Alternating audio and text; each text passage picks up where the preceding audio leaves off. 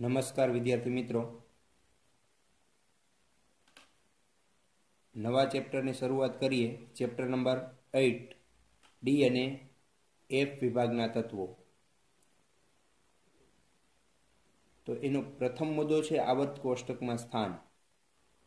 એના પહેલા એની થોડીક સામાન્ય માહિતી આપેલી છે, એ આપણે જોઈ લઈએ. બરાબર. તો સામાન્ય રીતે આપણે જોઈએ છીએ ઘણી બધી ધાતુઓ છે. દાખલા તરીકે આયર્ન, કોપર, સિલ્વર, ગોલ્ડ. એની ઔદ્યોગિક વિકાસમાં અને રોજિંદા જીવનમાં પણ ઘણી અગત્યતા છે. આ ઉપરાંત થોરિયમ, પ્રોટેક્ટિનિયમ, યુરેનિયમ ન્યુક્લિયર ઉર્જાના શ્રેષ્ઠ સ્ત્રોત ગણાય. બરાબર, જેમાંથી આપણે ઉર્જા મળે છે. તો આ બધી ધાતુઓ છે એ ખૂબ જ અગત્યનો ભાગ ભજવે છે, અને આ બધી ધાતુઓ છે એનો ડી અને એફ વિભાગમાં સમાવેશ થાય છે. એટલે આ ચેપ્ટર છે એ આપણા માટે અગત્યનું ગણાય. જેમાંથી ડી વિભાગની આપણે વાત કરીએ તો આપણે આવર્ત કોષ્ટકની વાત કરી છે, જેમાં આવર્ત કોષ્ટકને 4 વિભાગમાં વહેંચવામાં આવે છે: એસ, પી, ડી અને એફ. બરાબર. જેમાંથી ડી વિભાગ છે એમાં 3 થી 12 એટલે કે 10 સમૂહનો સમાવેશ થાય છે. સમૂહ નંબર 3 થી સમૂહ નંબર 12 સુધીના તત્વોનો સમાવેશ થાય છે. આ ડી વિભાગના તત્વો છે એના ટોટલ 4 આવર્ત. બરાબર. જેમાં એક 3D શ્રેણી તરીકે ઓળખાય છે, એક 4D શ્રેણી, એક 5D શ્રેણી અને 6D શ્રેણી. બરાબર. એટલે ડી વિભાગના તત્વો છે એના 4 આવર્ત રહેલા છે. આમ તમે જોશો તો ડી વિભાગ અથવા તો ડી કક્ષકમાં ઇલેક્ટ્રોન ચોથા આવર્તથી ભરવાનું શરૂ થશે. ચોથો આવર્ત, 5મો, 6થો અને આ 7મો. એટલે આ જે 4 આવર્ત છે એમાં ડી કક્ષક ભરાયેલી હોય છે. એમાં ચોથા આવર્તમાં 3D કક્ષક એટલે કે 3D શ્રેણી તરીકે ઓળખાય છે. 5મા આવર્તમાં ડી છે એ 4D શ્રેણી તરીકે ઓળખાય છે. 6થામાં 5D શ્રેણી અને 7મામાં 6D શ્રેણી તરીકે ઓળખાય છે. જેમાંથી આપણે વાત કરીએ તો 3D શ્રેણીમાં 3 થી 12 સમૂહ એટલે 10 તત્વોનો સમાવેશ થશે, સ્કેન્ડિયમથી ઝિંક. 4D શ્રેણીમાં ઇટ્રિયમથી કેડમિયમ. 5D શ્રેણીમાં લેન્થેનમ તથા હાફનિયમથી મર્ક્યુરી. અને 6D શ્રેણીમાં એક્ટિનિયમ તથા રુથરફોર્ડિયમથી કોપરનેશિયમ. બરાબર. આ રીતે 4 શ્રેણીમાં ડી વિભાગ વહેંચાયેલો છે. હવે આ જે ડી વિભાગના તત્વો છે એ એસ અને પી ની વચ્ચે ગોઠવાયેલા છે, અને એના ગુણધર્મ પણ એસ અને પી વચ્ચેના જોવા મળે છે. એટલે આ ડી વિભાગના તત્વોને સંક્રાંતિ તત્વો તરીકે ઓળખવામાં આવે છે. બરાબર. ત્યાર પછી આવર્ત કોષ્ટકમાં આપણે નીચે જોશું આડી હરોળ 2 હશે. બરાબર. જે એફ વિભાગ તરીકે ઓળખાય છે. જેમાં આવર્ત નંબર 6 અને 7 આ બંનેમાં એફ કક્ષક ભરેલી હોય છે. જેમાં આવર્ત નંબર 6 માં 4F શ્રેણી, જેમાં સીરિયમથી લ્યુટેશિયમ સુધીના તત્વોનો સમાવેશ થાય, એને લેન્થેનોઇડ શ્રેણી તરીકે ઓળખવામાં આવે છે. અને આવર્ત નંબર 7 માં 5F શ્રેણી, જેમાં થોરિયમથી લોરેન્સિયમ સુધીના તત્વોનો સમાવેશ થાય, જેને એક્ટિનોઇડ શ્રેણી તરીકે ઓળખવામાં આવે છે. હવે આ બંને શ્રેણી છે 4F અને 5F, મૂળ તો ક્યાંથી નીકળે છે? તો કે ડી માંથી જ નીકળે છે. ડી માંથી જ નીકળતી હોવાને કારણે એને આંતર સંક્રાંતિ તત્વો તરીકે ઓળખવામાં આવે છે. સંક્રાંતિમાંથી જ નીકળે એટલે એ આંતર સંક્રાંતિ કહેવાય. સંક્રાંતિમાંથી એટલે જો અહીંયા 5D શ્રેણીમાં લખ્યું છે લેન્થેનમ તથા હાફનિયમથી મર્ક્યુરી. એટલે અહીં લેન્થેનમ પરમાણુ ક્રમાંક 57 છે, બરાબર. પછી 58 નંબરનું તત્વ છે એ સીરિયમ છે, એટલે એફ વિભાગનું થશે. એટલે છઠ્ઠા આવર્તમાં 5D કક્ષક ભરાવાની શરૂ થશે, એમાં વચ્ચે કોરેફ કક્ષક છે એનો સમાવેશ થશે, એટલે સીરિયમથી લ્યુટેશિયમ સુધી. એવી જ રીતે આ 58 થી 71 પાછું 72 થી હાફ નિયમથી શરૂ થશે, 80 મર્ક્યુરી સુધી પૂર્ણ થશે.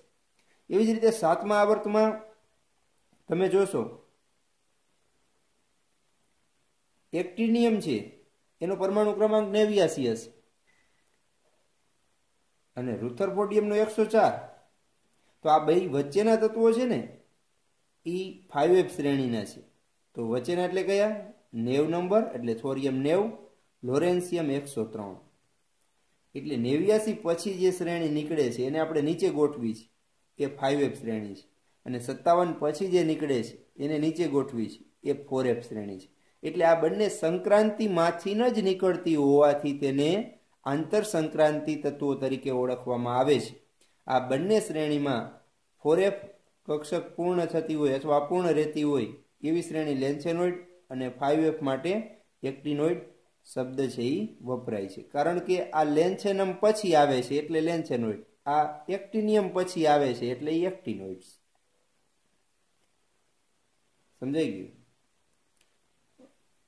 ત્યાર પછી વાત કરીએ સંક્રાંતિ તત્વોની. તો સંક્રાંતિ તત્વોમાં આપણે જોયું કે ઘણી બધી શ્રેણી છે, પણ એ શ્રેણીના આપણે આગળ જોશું કે દરેક અંતિમ તત્વમાં ડી કક્ષક પૂર્ણ હોય છે. તો જ્યારે ડી કક્ષક અપૂર્ણ હોય ત્યારે એને સંક્રાંતિ તત્વ ગણવામાં આવે છે, બરાબર. એટલે આ બધી શ્રેણીમાં ડી કક્ષક અપૂર્ણ જ છે એટલે સંક્રાંતિ તત્વ ગણવામાં આવે છે. પણ 3D 4D અને 5D શ્રેણીના છેલ્લા સભ્ય છે ઝિંક, કેડમિયમ અને મર્ક્યુરી, એમાં ડી કક્ષક અપૂર્ણ નથી, પૂર્ણ હોય છે.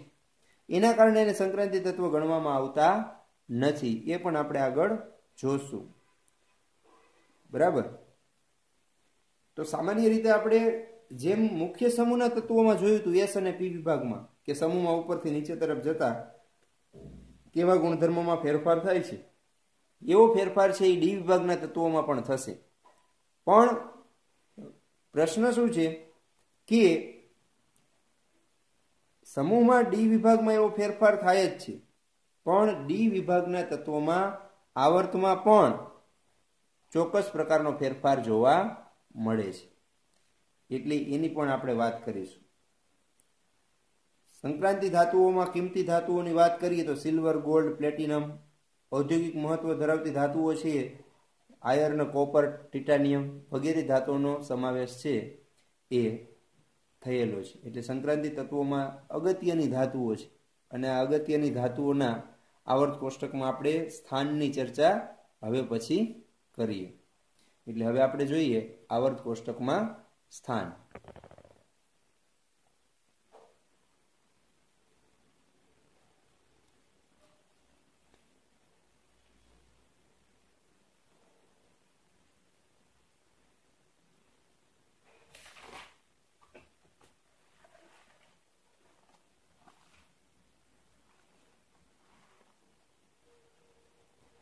જો હવે સંક્રાંતિ તત્વોમાં ડી વિભાગમાં આપણે આવર્ત કોષ્ટકમાં સામાન્ય રચના જોઈ કે એસ વિભાગ હશે, પી હશે, વચ્ચે ડી અને છેડે બે હરોળ છે એ એફ વિભાગની હશે. સામાન્ય રીતે ડી વિભાગના તત્વો છે એ તમને કીધું 4 શ્રેણીમાં વહેંચાયેલા છે, 3D, 4D, 5D અને 6D, બરાબર. જેમાં સંક્રાંતિ તત્વો હશે એમાં ડી કક્ષક અપૂર્ણ હશે, જેમાં પૂર્ણ ભરાયેલી હશે એને સંક્રાંતિ તત્વ તરીકે ગણવામાં આવતું નથી, બરાબર. તો આજે 4 શ્રેણી છે 3D, 4D, 5D અને 6D, એ અનુક્રમે આવર્ત નંબર 4, 5, 6 અને 7માં તમને જોવા મળશે, બરાબર. આગળ આપણે વાત કરી કે શા માટે આને સંક્રાંતિ તત્વ કહેવામાં આવે છે. તો કે એમના ગુણધર્મ છે એ મુખ્ય સમૂહ એસ અને પીની વચ્ચેના અથવા તો મિશ્ર સ્વરૂપમાં જોવા મળે છે, એટલે એ બેની વચ્ચે સંક્રાંતિ પામેલા છે, એટલે એને સંક્રાંતિ તત્વ તરીકે ઓળખવામાં આવે છે. 3D શ્રેણી હશે તો એમાં 3D શ્રેણીના 10 તત્વો હશે, 4D શ્રેણીના 10, 5D ના 10 અને 6D ના 10. દરેકમાં છેલ્લું તત્વ છે એ ડી કક્ષક પૂર્ણ છે, એટલે એ સંક્રાંતિ તત્વ તરીકે ઓળખાતું નથી. બરાબર, સમજાઈ ગયું? હવે તો સંક્રાંતિ તત્વ કહેવાય કોને, વ્યાખ્યા આપણે શું આપીએ તો કોઈ પણ તત્વની તમે ભૂમિ અવસ્થાની રચના જોશો, ભૂમિ અવસ્થા અથવા એની કોઈ પણ ઉત્તેજિત અવસ્થાની રચના અથવા અન્ય ઓક્સિડેશન અવસ્થાની રચના, ઉત્તેજિત નહીં પણ ભૂમિ અવસ્થા અથવા કોઈ પણ ઓક્સિડેશન અવસ્થા, બરાબર, ભૂમિ અવસ્થાની ઇલેક્ટ્રોન રચના અથવા કોઈ પણ ઓક્સિડેશન અવસ્થાની રચનામાં જો એમાં ડી કક્ષક અપૂર્ણ હોય તો એને સંક્રાંતિ તત્વ તરીકે ગણવામાં આવે છે. એટલે કોઈ પણ ઓક્સિડેશન અવસ્થામાં, દાખલા તરીકે આપણે કોઈ એક તત્વની વાત કરીએ, મેંગેનીઝ છે, તો મેંગેનીઝની ભૂમિ અવસ્થાની રચના તો આપણે ખ્યાલ જ છે, પણ એની જે ઓક્સિડેશન અવસ્થા એ ધરાવી શકે છે, દાખલા તરીકે +2 ધરાવી શકે, +3, +5, +7 વગેરે, તો એની ગમે તે એક ઓક્સિડેશન અવસ્થામાં ડી કક્ષક જો તમને અપૂર્ણ જોવા મળે તો એને સંક્રાંતિ તત્વ ગણવાનું, અને જો અપૂર્ણ જોવા ન મળે તો સંક્રાંતિ તત્વ નહીં ગણવાનું. સમજાઈ ગયું? એટલે અપૂર્ણ જોવા મળે તો સંક્રાંતિ તત્વ, ન જોવા મળે તો સંક્રાંતિ તત્વ ગણવાનું થતું નથી. સમજાણું? તો આ સંક્રાંતિ તત્વનું આવર્ત કોષ્ટકમાં સ્થાન એની આપણે વાત કરી. હવે ત્યાર પછી છે ડી વિભાગના તત્વોની ઇલેક્ટ્રોન રચના.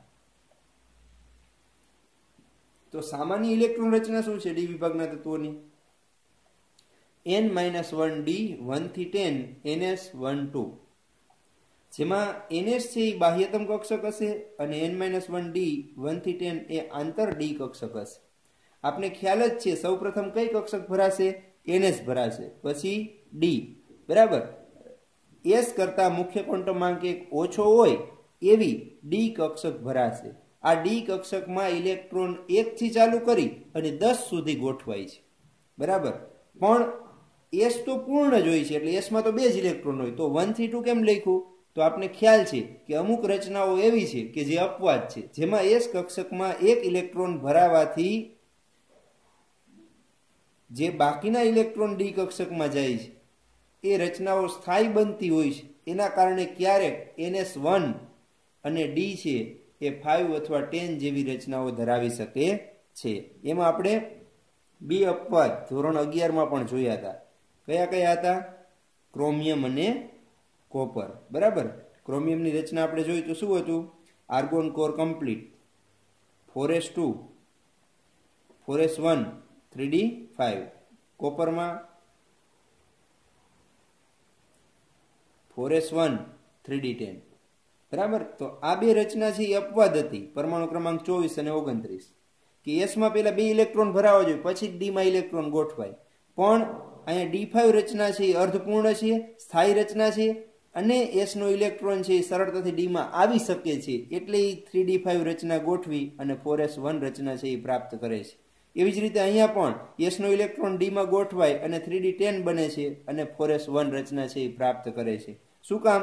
તો કે 3d અને 4s કક્ષકો વચ્ચે ઉર્જાનો તફાવત ઓછો હોવાથી એસનો ઇલેક્ટ્રોન છે એ ડીમાં ગોઠવાય અને અર્ધપૂર્ણ અને પૂર્ણ રચના બનાવી શકે છે. માટે આ પ્રકારની રચના જોવા મળે છે, જેને આપણે અપવાદ તરીકે ગણીએ છીએ, બરાબર. સમજાઈ ગયું? તો સામાન્ય ઇલેક્ટ્રોન રચના છે એ આપણે જોઈ. હવે દરેકની ઇલેક્ટ્રોન રચના જોશું, ટેક્સ્ટ બુકમાં આપેલી જ છે, તો ક્રમશઃ આપણે એમાં જ જોતા જઈએ, બરાબર.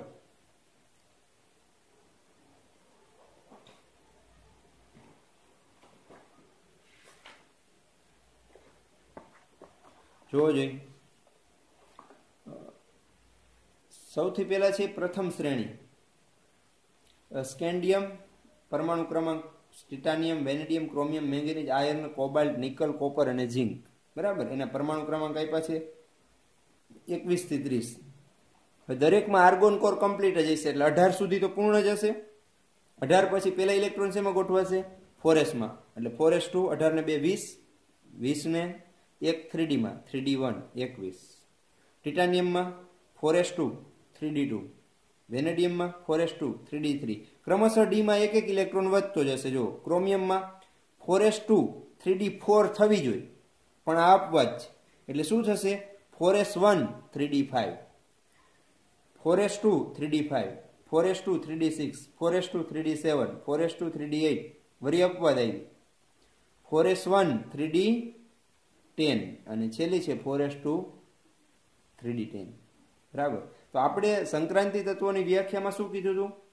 ધરા અવસ્થાની રચનામાં અથવા કોઈ પણ ઓક્સિડેશન અવસ્થાની રચનામાં, આ ધરા અવસ્થાની રચના છે આમાં બધામાં ડી કક્ષક અપૂર્ણ જ છે અહીંયા સુધી. આ બેમાં પૂર્ણ છે પણ આ બેમાં કોપરનો ઓક્સિડેશન અંક કેટલો હોઈ શકે? +2 હોઈ શકે. +2 હોય તો +2 ની રચનામાં તમે જોશો તો એક ઇલેક્ટ્રોન છે એ આમાંથી જશે, S માંથી, એક D માંથી, એટલે D9 થઈ જશે. એટલે કોપર છે એને સંક્રાંતિ તત્વ ગણવામાં આવે છે કારણ કે કોપરની +2 ઓક્સિડેશન અવસ્થામાં ડી કક્ષક અપૂર્ણ બને છે. હવે ઝીંકમાં એનો મહત્તમ ઓક્સિડેશન અંક +2 જ છે. હવે +2 પ્રમાણે જોવો જોઈએ, ભૂમિ અવસ્થામાં તો ડી કક્ષક અપૂર્ણ નથી. +2 ની રચનામાં ઇલેક્ટ્રોન જશે તો શેમાંથી જશે? 4s માંથી. તોય ડી કક્ષક તો અપૂર્ણ થતી નથી. માટે ઝીંકને સંક્રાંતિ તત્વ ગણવામાં આવતું નથી. સમજાણું? હવે આ બે રચનામાં શું આપણે સમજ્યા? તો કે 3d અને 4s વચ્ચે ઉર્જાનો તફાવત ઓછો, માટે s નો ઇલેક્ટ્રોન છે એ d માં ગોઠવાય અને d5 અર્ધપૂર્ણ રચના કે જે સ્થાયી રચના છે એ બનાવે છે. એવી જ રીતે કોપરમાં 4s નો એક ઇલેક્ટ્રોન છે ઉર્જાના ઓછા તફાવતને કારણે 3d માં ગોઠવાય છે, જેના કારણે એની રચના છે એ 3d9 ને બદલે 3d10 કે જે પૂર્ણ રચના છે એ બને છે. બરાબર. એટલે આપણે કહી શકીએ કે ક્રોમિયમ અને કોપરમાં 4s2 3d4 ને બદલે 4s1 3d5 અને કોપરમાં 4s2 3d9 ને બદલે 4s1 3d10 રચના બને છે. સમજાઈ ગયું? એવી જ રીતે જોવો જોઈએ અન્ય શ્રેણીની ઇલેક્ટ્રોન રચના. તો કે ક્રમશઃ જ છે, આપણે ખાલી તત્વના નામ જ યાદ રાખવાના છે. ઇટ્રિયમ, zirconium, niobium, molybdenum, ટેકનેશિયમ, રૂથેનિયમ, રહોડિયમ, palladium, silver અને કેડમિયમ. આ નામ છે. ક્યાંથી શ્રેણી શરૂ થશે? બીજી શ્રેણી. જો બીજી શ્રેણી તમને ખ્યાલ જ છે, આપણે માની લો કે નિષ્ક્રિય વાયુ છે એના પરમાણુ ક્રમાંક યાદ કરીએ 2, 10, 18, 36, 54, 86. તો આ પહેલો આવર્ત, બીજો આવર્ત, ત્રીજો આવર્ત. ચોથા આવર્તથી પહેલી શ્રેણી શરૂ થઈ એટલે 36 એ પહેલી શ્રેણી પૂરી થઈ ગઈ આપણે.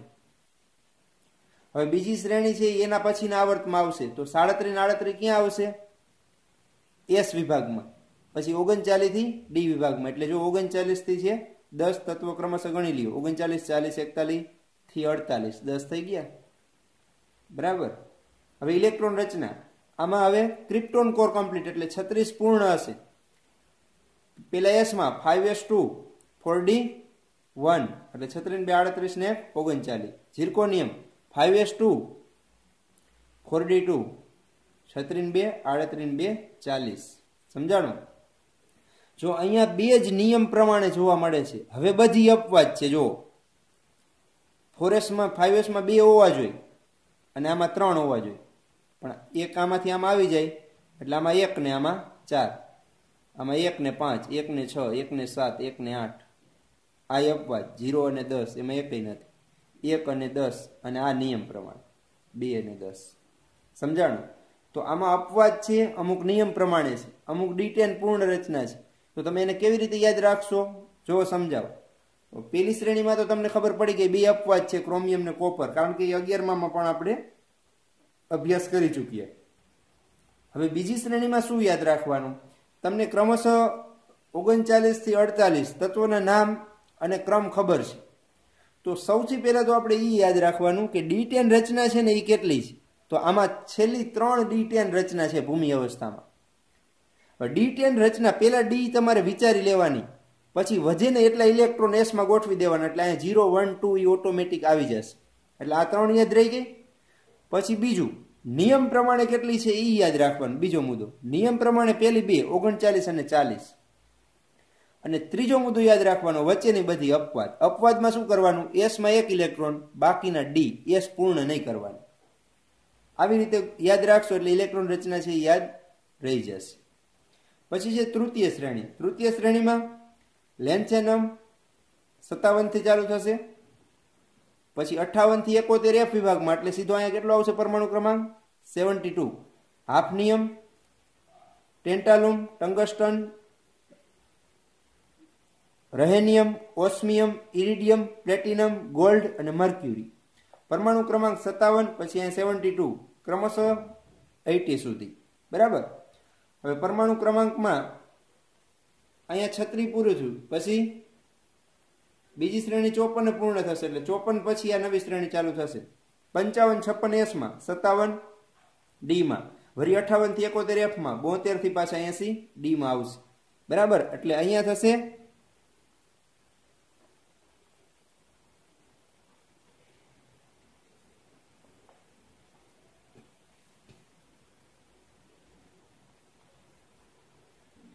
Helium, neon, argon, krypton, xenon core complete. બરાબર. એમાં 6s માં 2 ઇલેક્ટ્રોન, પછી 5d માં 1, ક્રમશઃ જ ગોઠવાશે. આમાં જુઓ 6s2 5d2 ક્રમશઃ, પછી 3 4 5 6 7 છે. અપવાદ અપવાદ અને નિયમ પ્રમાણે આ તૃતીય શ્રેણી થઈ. પણ તૃતીય શ્રેણીને ક્રમમાં તમે યાદ રાખી લ્યો. પછી શું કરવાનું, પછી D10 વાળી કેટલી રચના એ યાદ રાખી લેવાની. આમાં છેલ્લી 2. બરાબર. બાકી એસમાં એ પ્રમાણે ઇલેક્ટ્રોન ગોઠવી દેવાનું.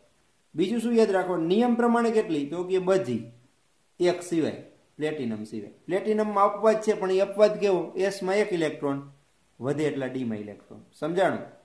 એટલે ત્રણેય શ્રેણીમાં પેલા D10 રચના કેટલી આવે છે, પહેલી શ્રેણીમાં છેલ્લી 2 આવી, બીજી શ્રેણીમાં છેલ્લી 3 આવી, અને ત્રીજી શ્રેણીમાં છેલ્લી 2 આવી. 2 3 2 આવી. પછી નિયમ પ્રમાણે, તો કે પહેલી શ્રેણીમાં બધી નિયમ પ્રમાણે, ક્રોમિયમ ને કોપર સિવાય. બીજી શ્રેણીમાં પહેલી 2 નિયમ પ્રમાણે, બાકી બધી અપવાદ. તૃતીય શ્રેણીમાં બધી નિયમ પ્રમાણે, એક જ અપવાદ, પ્લેટિનમ. અપવાદમાં શું, 4s1 3d9. બરાબર. ચતુર્થ શ્રેણી. ચતુર્થ શ્રેણી છે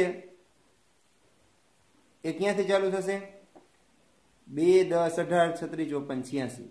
એટલે રેડોન કોર કમ્પ્લીટ 86, પછી 87 88 એસ માં જશે, 89 એક્ટિનિયમ, 90 થી 103 એફ માં જશે, પછી 104 રુથરફોર્ડિયમ, ડુબનિયમ, સિબોર્ગિયમ, બોહોરિયમ, હાસ્યમ, મેટનેરિયમ, દર્મસ્ટાદટિયમ, રોન્ટજેનિયમ ને કોપરનેસિયમ. અહીંયા આપણી ચતુર્થ શ્રેણી પૂરી થશે, એટલે 6d. બરાબર. જેમાં આપણે જોશું 7s2, એટલે આમાં આવશે રેડોન કોર કમ્પ્લીટ, એટલે 84 પૂરા, 7s2 84 2, 86 પૂરા, 86 2 88, 6d1 89. પછી ક્રમશઃ એક એક વધતો જશે, 6d2 3 4 5 6 7 8. બરાબર. અહીંયા સુધી નિયમ પ્રમાણે. D10 રચના કેટલી, છેલ્લી 2. તો ચોથી શ્રેણીમાં શું યાદ રાખવાનું, છેલ્લી 2 D10 રચના છે, બાકીની બધી નિયમ પ્રમાણે છે. એટલે એમાં આપણે ગોખવું જ ન પડે કે કઈ રચના અપવાદ છે. બરાબર. તો આવી રીતે યાદ રાખશું. પહેલી શ્રેણીમાં 2, બીજીમાં 3, ત્રીજીમાં 2, ચોથીમાં 2 D10 રચના. પહેલી શ્રેણીમાં ક્રોમિયમ ને કોપર અપવાદ, બાકી નિયમ પ્રમાણે. બીજી શ્રેણીમાં 2 નિયમ પ્રમાણે, બાકી બધી અપવાદ. ત્રીજી શ્રેણીમાં બધી નિયમ પ્રમાણે, પ્લેટિનમ અપવાદ. ચોથી શ્રેણીમાં D10 સિવાયની બધી નિયમ પ્રમાણે ગોઠવાય છે. સમજાઈ ગયું. એટલે અહીં આપણે જોશું તો દરેક શ્રેણીનું છેલ્લું તત્વ છે એની ભૂમિ અવસ્થામાં તો D10 રચના છે જ, પણ એની એક પણ ઓક્સિડેશન અવસ્થામાં D10 રચના અથવા તો ડી અપૂર્ણ બનતી નથી. D10 રચના જ રહે છે, એટલે એને સંક્રાંતિ તત્વો ગણવામાં આવતા નથી. સમજાઈ ગયું. ખબર પડી?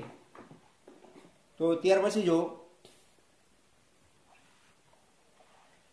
એટલે ઝીંક, કેડમિયમ, મર્ક્યુરી અને કોપરનેશિયમ આ કઈ છે તો કે દરેક શ્રેણીના છેલ્લા તત્વોની વાત છે. એ બધાની રચનામાં D10 તમને રચના મળશે, ક્યાંય તમને ડી અપૂર્ણ મળશે નહીં, એટલે એને સંક્રાંતિ તત્વ ગણવામાં આવતું નથી.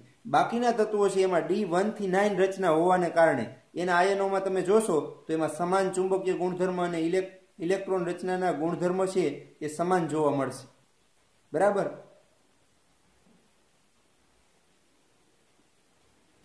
એના કારણે એના લાક્ષણિક ગુણધર્મો વિવિધ ઓક્સિડેશન અવસ્થા અને રંગીન આયનોનું નિર્માણ, સંકીર્ણ બનાવવાની વૃત્તિ, ઉદ્દીપકીય ગુણધર્મ અને અનુચુંબકીય વર્તણૂક આ બધા ગુણધર્મ છે એ ડી અપૂર્ણ હોવાને કારણે એટલે D1 થી 9 રચના હોવાને કારણે એમાં જોવા મળે છે. આ બધા ગુણધર્મની ચર્ચા છે એ આપણે આગળ ક્રમશઃ જોવાની જ છે.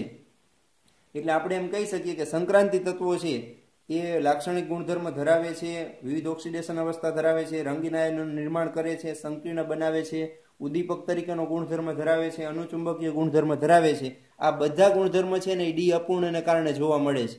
બરાબર? એટલે સંક્રાંતિ તત્વોમાં આવા ગુણધર્મ જોવા મળે છે. એ દરેક ગુણધર્મની ચર્ચા છે એ આપણે આગળ જોશું. સામાન્ય રીતે આપણે જોયું હતું કે મુખ્ય સમૂહના તત્વો છે એ સમૂહમાં એના પોતાના ગુણધર્મ છે એ રજૂ કરતા હતા ઉપરથી નીચે તરફ. એટલે એસ અને પીમાં આપણે એવું જોતા હતા ઉપરથી નીચે તરફ જતા વધે છે, ઘટે છે.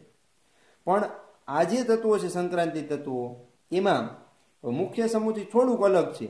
એમાં સમક્ષિતિજ સામ્યતા વધુ જોવા મળે. સમક્ષિતિજ સામ્યતા એટલે એક જ આવર્તમાં ડી વિભાગની વાત કરીએ તો પ્રથમ શ્રેણી, બીજી શ્રેણી, ત્રીજી શ્રેણી આ રીતે એમાં સામ્યતા વધુ જોવા મળે છે. તો આપણે એ રીતે એની ચર્ચા કરીશું. સમજાઈ ગયું? તો સામાન્ય રીતે પહેલા આપણે જોઈએ પ્રસ્તાવના, પછી ડી વિભાગનું સ્થાન ક્યાં છે આવર્ત કોષ્ટકમાં, એની ઇલેક્ટ્રોન રચના, એમાં દરેક શ્રેણીની ઇલેક્ટ્રોન રચના જોઈ, કેવી રીતે યાદ રાખવી એ પણ તમને સમજાયું. બરાબર? તો બરાબર સમજાઈ ગયું હશે. એ પ્રમાણે આપણે વાંચીને યાદ રાખશું. ઓકે.